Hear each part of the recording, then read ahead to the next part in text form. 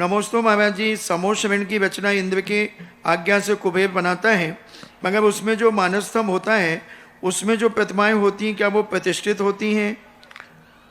इसके संबंध में भी आगम वचन कहीं नहीं मिला। बहुत सारे कई बार इसका विचार किया गया कि ये मूर्तियां सब चीज विक्रिया से बनाई जा सकती है, सब विक्रिया से बना लिया बन सकता है, लेकिन विक्रिया की बनाई हुई मूर्तियां पूजनी नहीं हो सकती।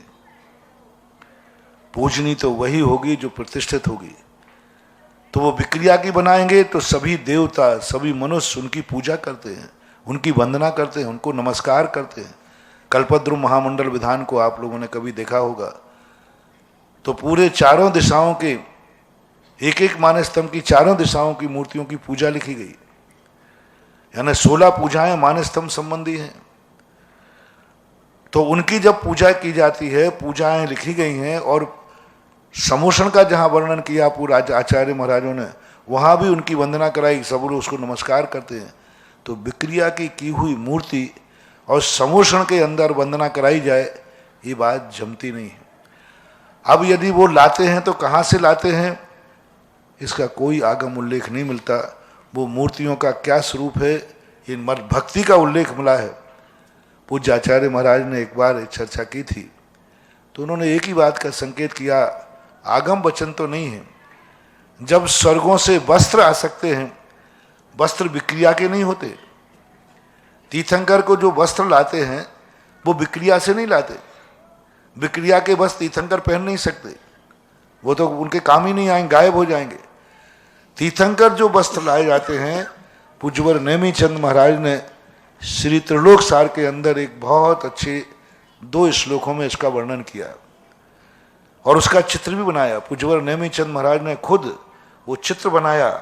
उनका चित्र त्रिलोक सार के अंदर मैंने कहीं देखा था। वहाँ श्लोक भी है कि स्वर्गों के अंदर सौधर्मेंद्र के विमान में करंड बने हुए हैं। करंड जानते हैं, ऐसा एक पिटारा टाइप का बना है। उस पिटारे में तीर्थंकरों के हर नाप के वस्त्र रखे हुए हैं, क्योंकि सभी तीर्थंकर एक नाप के नहीं होते।